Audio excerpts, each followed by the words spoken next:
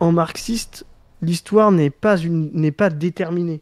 C'est pas une pensée positiviste, c'est pas une pensée du déterminisme, le marxisme. Ça, c'est C'est très une très. pensée. Ce que tu dis, je pense qu'il y a beaucoup de gens dans le chat qui ne savent pas. C'est-à-dire qu'ils voient le marxisme comme un Voilà. déterminisme un peu à la Spinoza d'ailleurs. Ouais, c'est ça.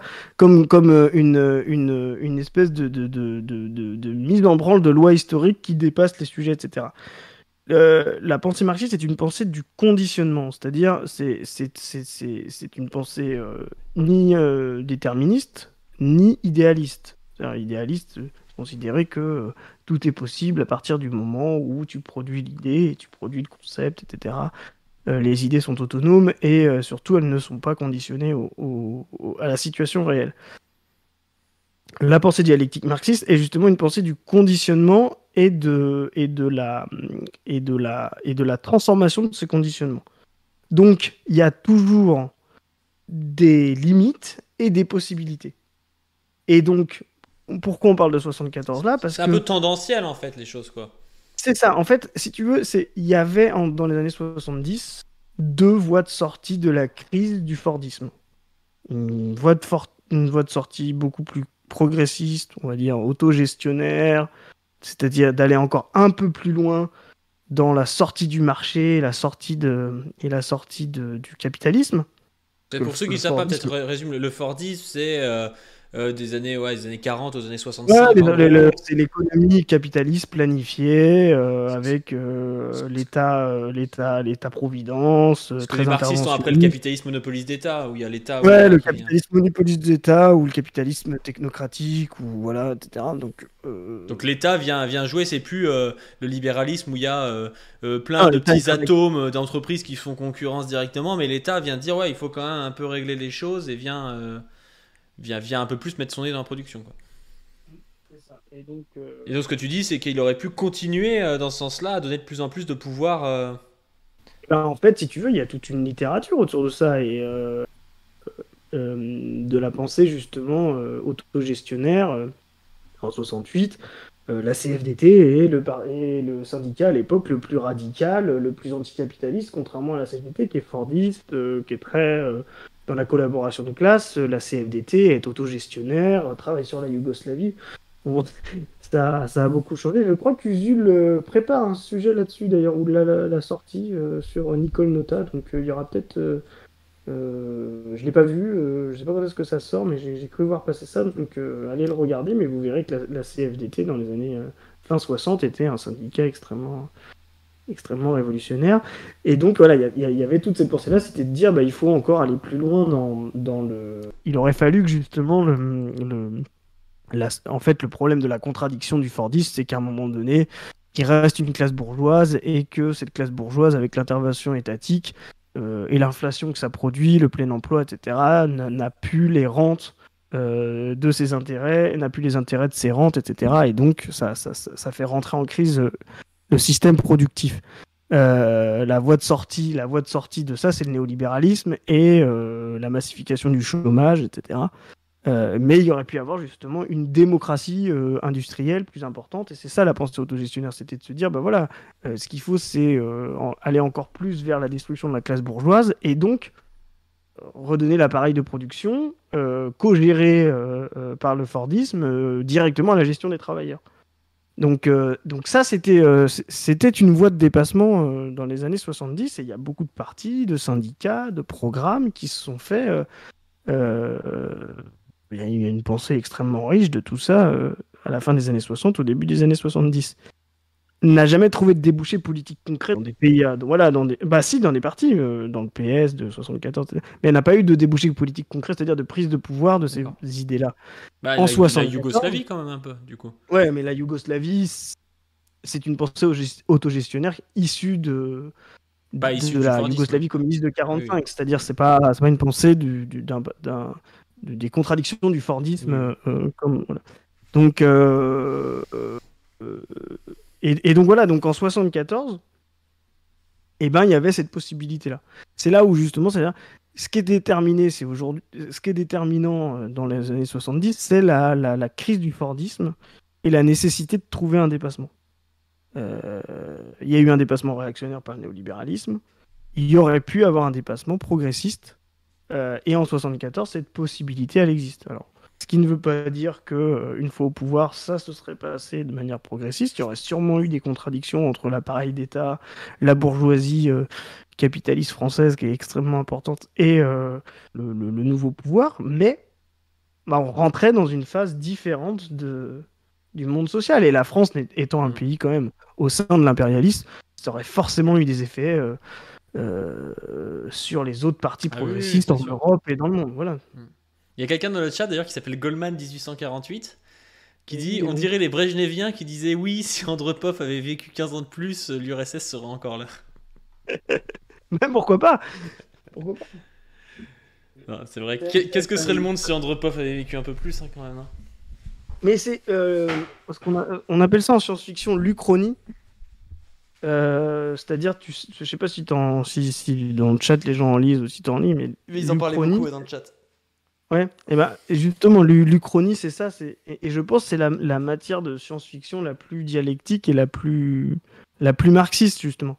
C'est d'essayer de penser une situation, une possibilité de bifurcation à un moment, et de voir comment cette possibilité-là qui ne s'est pas réalisée, si elle s'était réalisée, quelle transformation il y aurait pu avoir. Donc c'est vraiment... L'Uchronie, euh, c'est vraiment la dialectique dans la science-fiction. Il y a l'utopie qui est l'idéalisme, et puis il y a la dystopie qui est très déterministe. Parce que la dystopie, c'est de dire, bah voilà, c'est le bordel et ça va continuer à s'accélérer en bordel. L'utopie, c'est il va se passer quelque chose de magique et puis on va en sortir et puis tout sera. Voilà. Entre les deux, il y a une matière de science-fiction dialectique qui est l'Uchronie. Mais il faut comprendre aussi que Position Revue, il parle beaucoup à partir du marxisme de Goldman, qui est un penseur aussi de la liberté dans le marxisme, parce que c'est une question qui est extrêmement épineuse, extrêmement importante, parce que quand tu commences à avoir un marxisme hyper déterministe, machin, dire que t'es pour l'égalité et tout, en fait, tu occultes toujours la question de la liberté et tu te fais baiser par tous les idéologues libéraux qui viennent te dire oui, mais la liberté dans tout ça, vous pensez en gros qu'il y a des causes à tout et que l'homme ne peut rien faire, quoi. Et presque, du coup, ils font passer pour le marxisme pour un anti-humanisme, quoi, un espèce de mécanisme un peu qui oublierait le sujet humain, quoi. Alors que c'est pas du tout ça.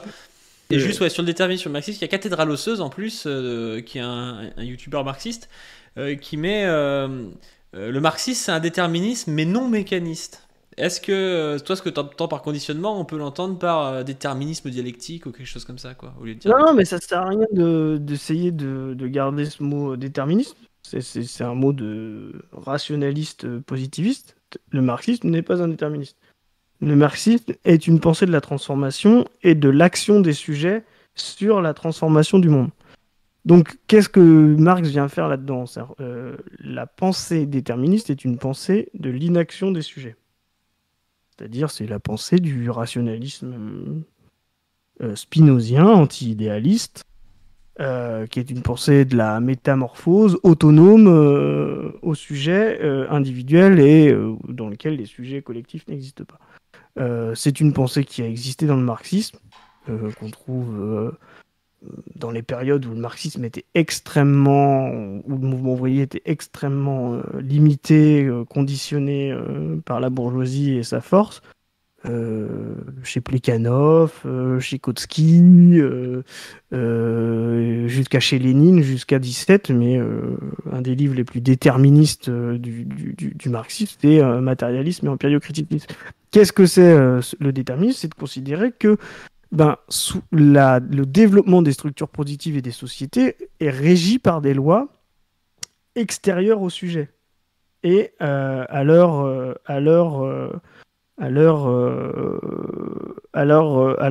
lutte et à leur combat. L'idéaliste, c'est quoi en face? L'idéaliste, c'est de considérer que c'est les sujets qui font l'histoire tout seuls, etc. Et les sujets individuels, et la pensée des idées, etc. Qu'est-ce que le matérialisme? Donc, dialectique. Et là-dessus, si vous voulez lire des choses, on pourra peut-être faire là-dessus, vous pouvez lire la pensée la plus fine du matérialisme dialectique chez Marx, quand il était encore philosophe, avant d'être économiste, même s'il a pas changé, c'est ce qu'il écrit donc, dans l'idéologie allemande, mais surtout c'est les thèses sur Feuerbach, justement, où il exprime ça. Alors vous allez voir, hein, ça prend 5 pages. C'est un des livres les plus, un des écrits les plus riches de Marx, mais les moins longs. Donc c'est inversement proportionnel la qualité à la quantité. Donc voilà. Donc qu'est-ce que ce déterminisme, qu'est-ce que ce non-déterministe dialectique? C'est de dire, eh bien, dans une situation donnée, il y a une opposition entre la situation matérielle et les sujets collectifs existants dans cette situation matérielle.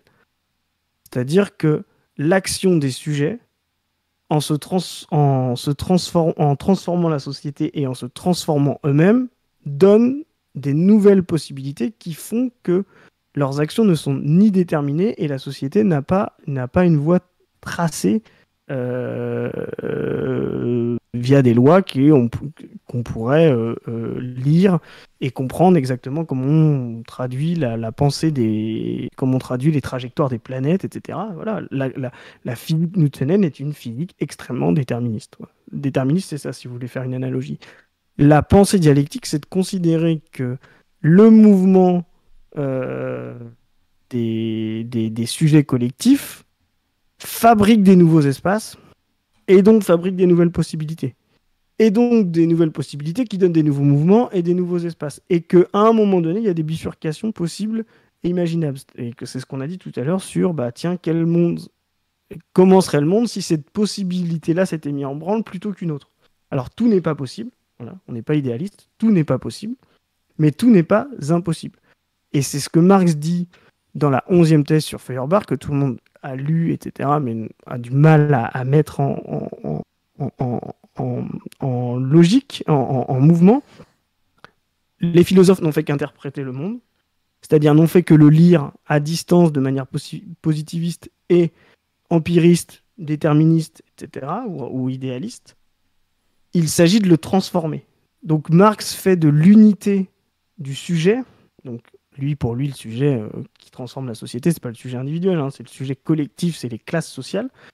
La vision du monde et l'action des sujets collectifs, c'est-à-dire des classes sociales sur le monde, fabrique la société et fabrique les classes. Et c'est ça la dialectique. C'est la percussion, la lutte des classes transforme les classes et transforme la société, et ce, à l'infini. Donc toujours offre de nouvelles limites et toujours offre de nouvelles possibilités. Donc il est impossible de dire voilà comment la société sera dans 500 ans avec le marxisme.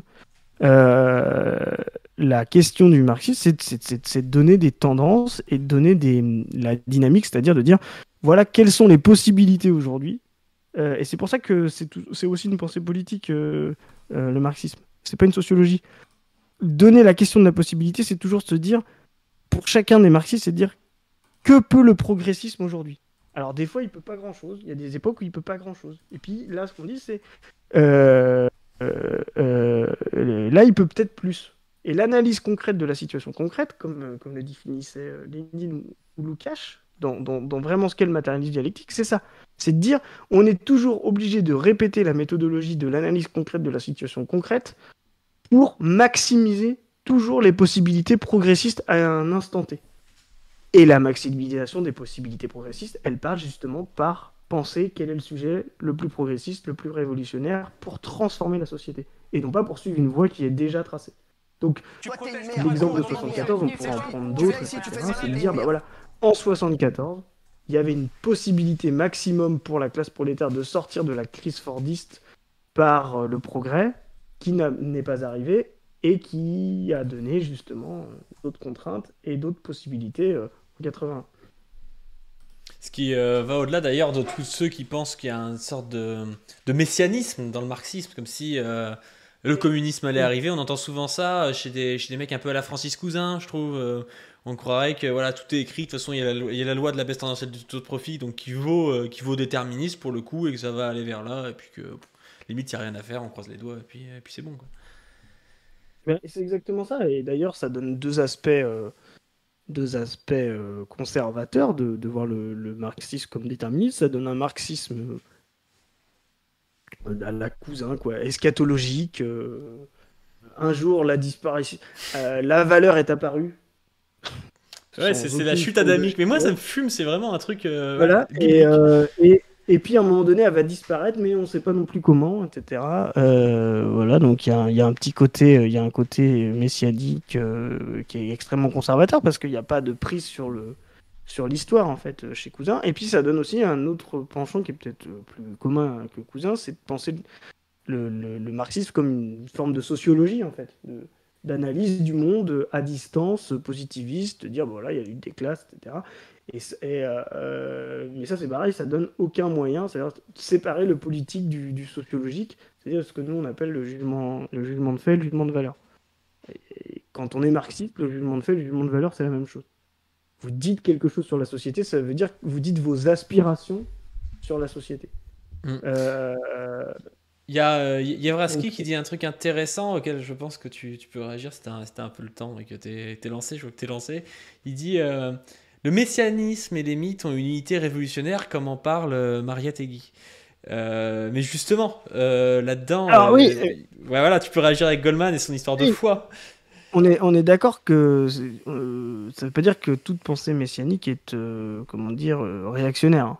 Il y a une forme il y a une forme conservatrice du messianisme, c'est-à-dire euh, d'avoir une pensée de la nature euh, extérieure justement au sujet et qui passe par la compréhension de super êtres que sont les philosophes ou si vous voulez le prêtre ou le chaman, etc. Ça c'est la pensée de Francis Cousin. Le messianisme et la mythologie, quand c'est une construction par un sujet collectif ou par des penseurs d'un sujet collectif qui expriment une vision du monde, c'est-à-dire euh, euh, une mythologie progressiste, par exemple, c'est-à-dire de créer des possibilités structurales, mentales, justement, pour transformer les rapports sociaux, là, effectivement, il y a une portée révolutionnaire, mais c'est là où, justement, c'est cette dialectique. Qu'est-ce qui est premier dans le marxisme? C'est les sujets collectifs. Quel est le moteur de l'histoire? Ce sont les classes sociales. Les classes sociales, ce sont des sujets. Donc, c'est pas un structuralisme, c'est pas l'infrastructure qui est première chez Marx, c'est la lutte des classes. C'est les sujets qui sont premiers. C'est pas non plus un idéalisme parce que c'est pas les sujets individuels et leurs petites idées qui font l'histoire. Ça, c'est important à comprendre. Donc, qu'est-ce qui contient ce sujet? Eh ben, le sujet contient en lui la société. Il a les structures mentales de ses rapports de production. Et il a aussi, il est contenu dans la société, il a les structures matérielles de ses rapports de production. Et c'est cette dialectique entre les deux, entre un prolétariat qui a un rapport social, mais qui a d'autres aspirations, de par sa vision du monde, de libération, de mythologie, etc., qui pousse les sujets à s'opposer, à se combattre, et donc à soit prendre de l'espace ou soit en perdre, et donc à transformer la société. Et c'est là où c'est pas un déterministe, parce que à un moment donné, le sujet va prendre des positions ou d'autres, va reculer ou avancer, et ces reculades ou avançades sont des bifurcations, des directions euh, multiples. C'est aujourd'hui, on parlait de la physique déterministe newtonienne. Il y a une physique aujourd'hui quantique, de la relativité ou de la pensée des espaces. Euh, Moi, ça m'intéresse par exemple quand je vois par exemple Marvel penser faire des multiverses là. Vous avez eu ça, ces trucs-là, les multiverses là, de Marvel, etc. Ouais.